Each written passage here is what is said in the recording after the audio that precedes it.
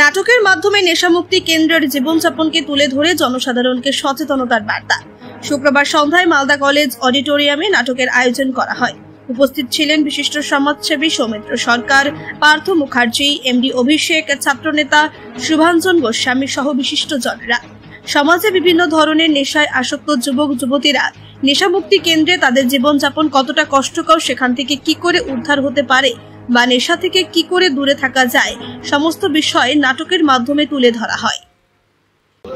আজকে নাটকের উদ্যোক্তাদের তো অনেক ধন্যবাদ, অসাধারণ উদ্যোগ এবং দর্শক অসাধারণ। মালদায় যদিও প্রত্যেকবার আমরা ভালো দর্শকই পাই, যতবার এসেছি এখানে শো করেছি প্রত্যেকবার ভালো দর্শক পেয়েছি, এবারও তাই।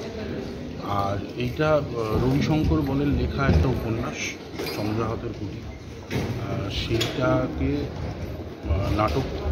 নাট্যরূপ দিয়েছেন উজ্জ্বল চট্টোপাধ্যায় এবং পরিচালনা পৃথ্বীশ রানা। আমরা আজকে মালদায় আজ কততম শো না, আজ 18তম শো মালদায়।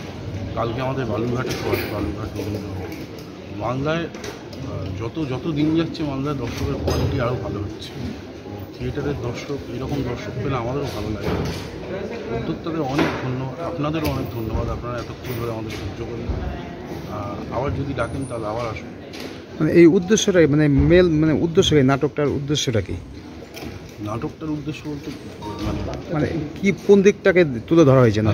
এটা তো রবিশঙ্কর বলের লেখা অলরেডি একটা উপন্যাস আছে, যেটা একটা নেশামুক্তি কেন্দ্রের ওপর নির্ভর করে তৈরি করা, এবং সেখানে তাদের জীবন, তাদেরকে মানুষ কী চোখে দেখে, তাদের মানসিকতা কেমন, সেইগুলো পুরো একটা গল্পকে তুলে ধরা হয়েছে, যেটা আজকে চন্দ্রাহতের কুটি। তার নাম, পরিচয়? আমার নাম অভ্র দাশগুপ্ত। আমি এই নাটকের মঞ্চ আলো